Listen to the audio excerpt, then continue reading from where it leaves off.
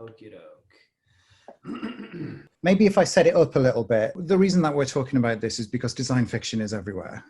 The example that we begin the paper with is Jeff Bezos talking about the O'Neill space stations and the film Elysium, which also talks about that same idea. If I just silence Jeff there, I believe we're not infringing copyright because we're critiquing. So Jeff is now showing the O'Neill space station. In a minute, I think Jeff shows the current space station for size in relation to what he is planning. So here's his vision. This is a design fiction, little short animation showing what it's going to be like to live in this artificial world.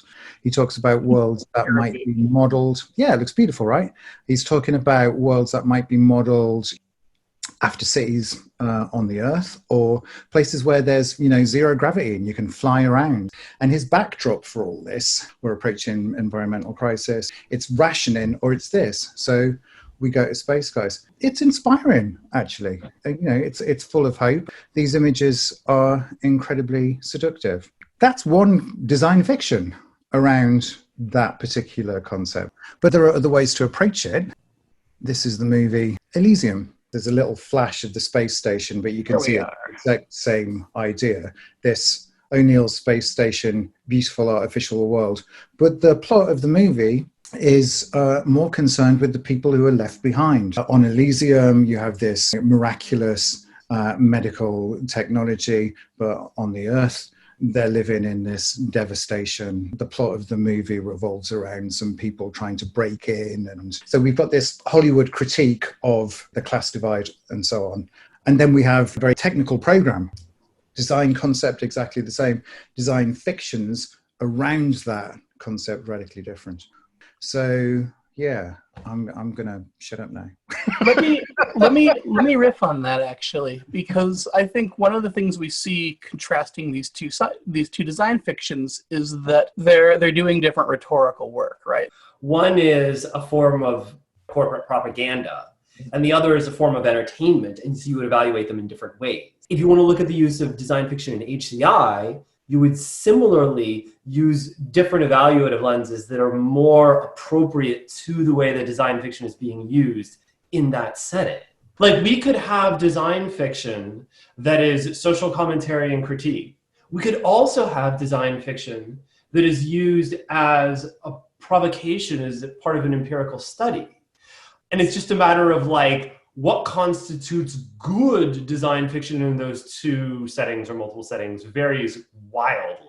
Well, and there's different burdens of proof, right? Like, if we can embrace the heterogeneity of design fiction, if we can embrace the idea that design fictions do a wide range of different epistemological work, then it allows us to start discussing what are the standards for a contribution when a design fiction is doing a particular kind of work, when it's producing a particular kind of knowledge. Hence the fake reviews, cartoony reviews that we included to kind of show the different ways that people can come at this kind of work. The story of the paper is there are mixed reviews on a paper that we never describe. So a scenario we've never encountered in our own lives. Yeah, so sure. we don't talk about what the design fiction in the paper that's been reviewed is about. And the reviewers all have different opinions of it. So I'll start us off with one of the bad reviews, I guess. So this is review 4, recommendation, definite reject. The paper begins with what the authors are pleased to call an ethnography. Insights from this study are then used to generate several design fictions.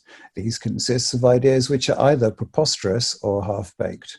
The preposterous ones are described as provocations, and the half-baked ones are claimed as opening up a space. The authors conclude this work with a discussion largely consisting of impressive-sounding quotes from continental philosophers.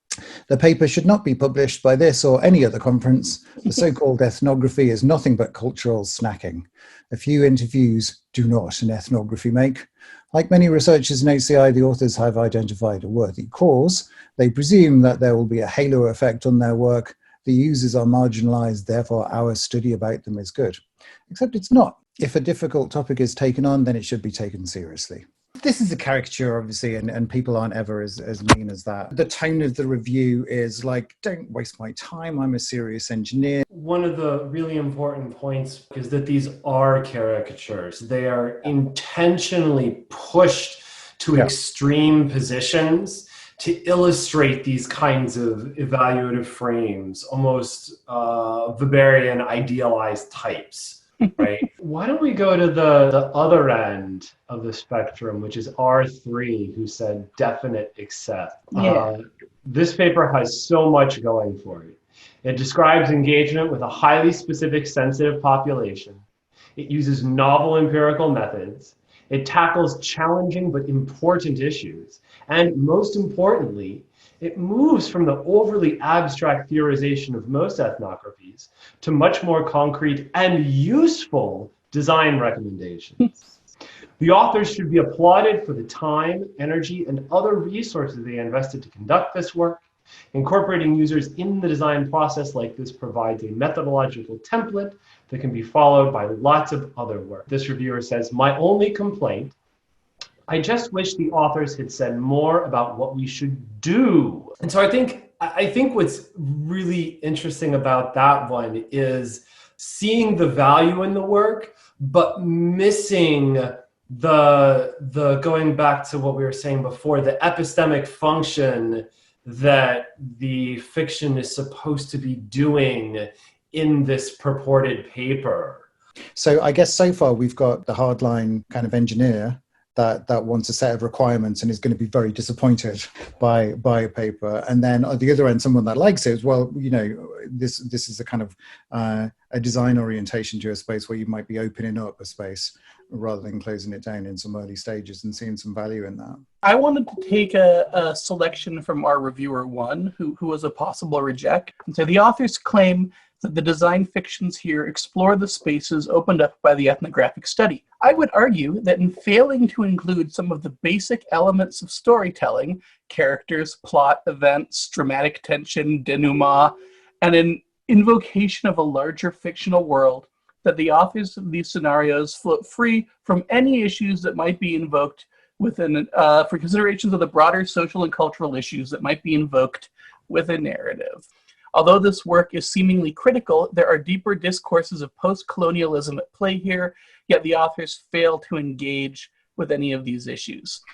And so this is a pretty critical review that we've written here, but it's the one that's really drawing on a combination of sort of literary theory and narratology, where it's evaluating this design fiction, at least in part, on how well it operates within the rules and logics of storytelling.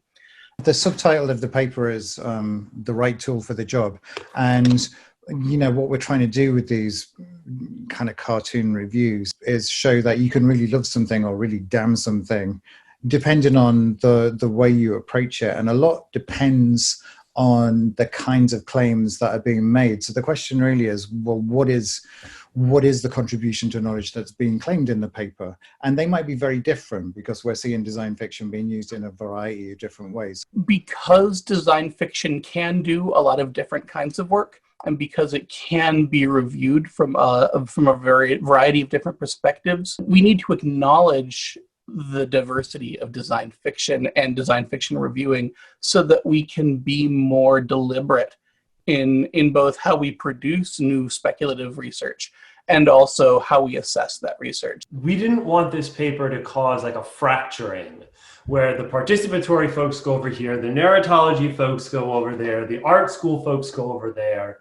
Yeah. Like, I think part of what's interesting is that there is an underlying similarity among these practices.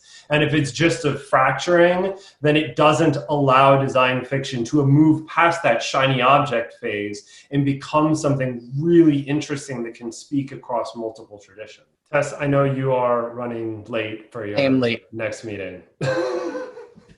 So I will close out this. And then we'll edit it so it looks like you do agree with us.